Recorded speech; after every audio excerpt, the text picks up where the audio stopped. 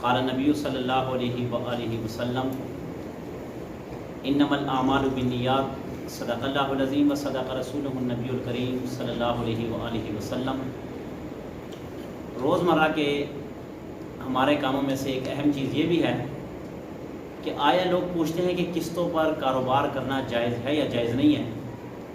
یعنی کہ آپ نے اکثر نوٹ کیا ہوگا کہ جو غریب لوگ ہیں کہ جو نقد کوئی چیز نہیں لے سکتے، مثال کے طور پر موبائل ہے، اسی طرح فریزر ہے، اور بھی اپنی گھریلو سامان اور استعمال میں لانے والی چیز ہم قسطوں پر لیتے ہیں، تو آیا کیا یہ قسطوں پر کاروبار کرنا اور قسطوں پر کاروبار سے کوئی چیز لینا یہ جائز ہے یا نہیں ہے؟ اس کے لیے 2-3 ضروری شرائط بڑی اہم ہے۔ اگر اس کے تحت آپ چیز لے رہے ہیں اور اسی کے تحت وہ آدمی چیز بیچ رہا ہے تب تو یہ کاروبار چیز جائز ہے اور اسی طرح چیز لینا بھی جائز ہے، اور اگر یہ شرائط نہ پائی جائیں تو پھر نہ وہ کاروبار جائز رہ جاتا ہے اور نہ ہی وہ چیز لینا جائز ہو جاتا ہے۔ سب سے پہلے کہ جو چیز آپ لے رہے ہیں، جو چیز بھی ہے، مثال کے طور پر آپ بائک لے رہے ہیں، آپ موبائل لے رہے ہیں، آپ کوئی اور ایسی ضروری چیز لے رہے ہیں، تو سب سے پہلے اس کا ریٹ متعین کریں۔ ریٹ مثال کے طور پر آپ موٹر سائیکل لے رہے ہیں تو آپ اس آدمی سے اس کا ریٹ متعین کریں کہ اس چیز کا ریٹ کیا ہے۔ وہ آپ کو بتائے گا کہ اس کی 85,000 روپے قیمت ہے نقدوں پر، اور قسطوں پر ہم آپ کو 1,10,000 پہ دیں گے، 1,20,000 پہ دیں گے۔ سب سے پہلے اس کا ریٹ متعین ہونا چاہیے۔ دوسری بات کہ جو ریٹ جب آپ متعین کر لیں اس کے بعد آپ اس سے یہ پوچھیں کہ یہ ادھار پر کیا چیز ہے اور نقد پر کیا چیز ہے۔ یعنی کہ ادھار کی الگ قیمت ہوتی ہے اور نقد پر الگ قیمت ہوتی ہے۔ اب 35,000 جو موبائل نقد ہے وہ قسطوں پر آج کل لوگ 50 کا 45 کا دیتے ہیں، ہر بندے کا اپنا اپنا ریٹ ہے، تو یہ بھی اس سے متعین کریں کہ نقد پر کیا چیز ہے اور ادھار پر کیا چیز ہے، یہ متعین کر لیا۔ تیسری یہ چیز اس سے متعین کرے کہ میں اس کی قسط کتنی دوں گا، قسط اس کی مقرر کر لینی چاہیے۔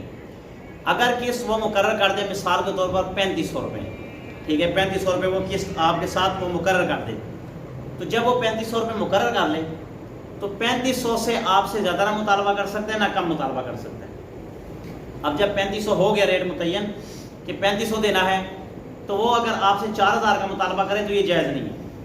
اگر آپ کو کہیں گے نہیں اس دفعہ آپ نے 5,000 دینا، 4,000 دینا، 6,000 دینا، یہ نہیں، جو قسط متعین ہوگی وہ متعین۔ اور ایک اور بڑی خرابی ہے یہ قسطوں والے کرتے ہیں کہ جب آپ کو کوئی چیز دے دیتے ہیں، وہ چیز قسطوں پر دے دیتے ہیں، اگر وہ قسط تھوڑی سی شارٹ ہو جائے تو وہ کیا کرتے ہیں، اس پر کوئی جرمانہ لاگو کر دیتے ہیں۔ جرمانہ نہیں ہونا چاہیے۔ جہاں پر یہ جرمانہ لاگو ہوگا وہ کاروبار قسطوں پر جائز نہیں ہے اور اس سے چیز لینا بھی جائز نہیں ہے۔ 3500 روپے قسط ہے، اگر وہ 2-4-5 دن لیٹ ہو گئی ہے اور آپ وہ 4,000 کے کہ اب آپ نے 4,000 دینا، تو یہ سود میں آ جائے گا، یہ حرام میں آ جائے گا، یہ جائز نہیں ہے۔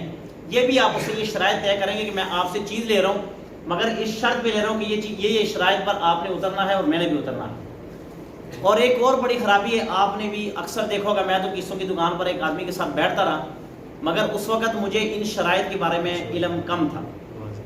یہ شرائط ایک ان کی یہ عادت تھی کہ جب بھی کوئی چیز دے دیتے نا، اب ایک آدمی کو واشنگ مشین یا کوئی چیز دے دی ہے 20,000 روپے، تو وہ کہتے تھے کہ ہمارے لیے اس میں کمی بیشی کیا کرو گے، تو وہ کہتے تھے اگر آپ قسط ٹائم پر پہنچائیں گے تو آخری 1 یا 2 قسطیں آپ کو معاف کر دیں گے۔ یہ چیز اس طرح سے حرام ہے۔ یہ جو کہتے تھے نا کہ اگر قسط آپ ٹائم پر دو گے، تنگ نہیں کرو گے، تو یہ چیز آخری قسط ہم آپ کو معاف کر دیں گے، یہ سرے سے جائز نہیں ہے، یہ حرام میں آ جائے گا۔ یہ سود ہوتا کیا چیز ہے؟ سود اسی کا نام ہے، اگر آپ ٹائم پر پیسے دیں گے تو 10 کا 10 لاکھ لیں گے، صرف 1 لاکھ آپ سے منافع لیں گے۔ سود پہ یہی ہوتا نا، 10 لاکھ کے پیچھے 2 لاکھ 5 لاکھ 6 لاکھ جو لوگ مقرر کرتے ہیں وہ لے لیتے ہیں۔ تو یہی چیز اس میں آگے اس نے یہ کہہ دیا اگر آپ ٹائم پر دیں گے تو آپ کو آخری قسط معاف کر دیں گے، یہ جائز نہیں ہے۔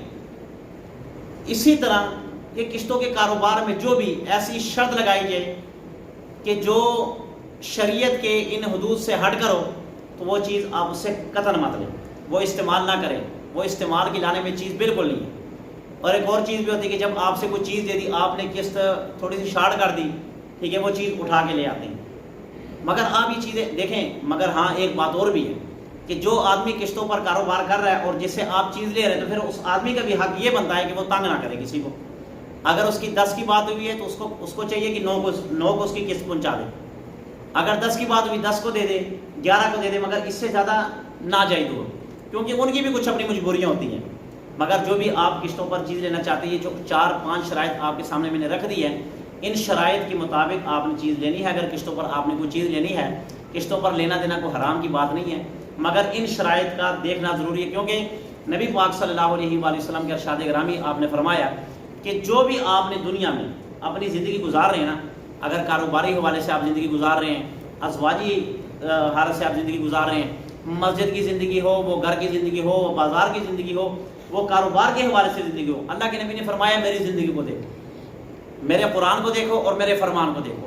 ان دونوں میں آپ کو ضرور ملے گا.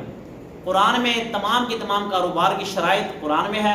اگر قرآن میں اس کی تفصیل نہیں ہے تو حدیث پاک میں اس کی تفصیل ضرور ملتی ہے. کوئی بھی کاروبار ہو، صحابہ کرام رضوان اللہ علیہم اجمعین کاروبار کرتے تھے. نبی پاک صلی اللہ علیہ وآلہ وسلم خود تاجر تھے، اللہ کے نبی تاجر تھے، آپ نے تجارت کی ہے، اللہ کے نبی نے بکریاں چرائی ہیں. حضرت ابوبکر صدیق رضی اللہ عنہ کا کپڑے کا کاروبار تھا، حضرت امام ابو حنیفہ رحمۃ اللہ علیہ کا کپڑے کا کاروبار تھا. یہ کاروبار کرتے تھے. مگر کیا ان سے لوگ ادھار نہیں لے کر جاتے تھے؟ ادھار لے کر جاتے تھے، ادھار ضرور لے کر جاتے تھے. مگر جو شرائط آپ کے سامنے رکھ دی قسطوں پر جو بھی چیز لینے کے لیے، ان شرائط پر عمل کرے. اللہ سے دعا ہے جو کچھ کہا سن اس پر عمل کرنے کی.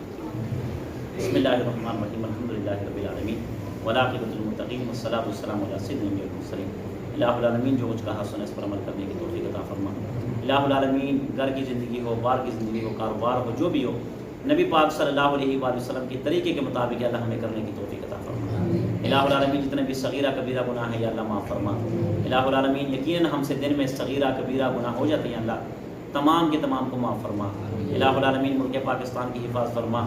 الہ العالمین تمام کے تمام مسلمانوں کی حفاظت فرما، خصوصاً بالخصوص برما، فلسطین اور کشمیر، عراق، برما کے تمام مسلمانوں کی حفاظت فرما. آمین برحمتک.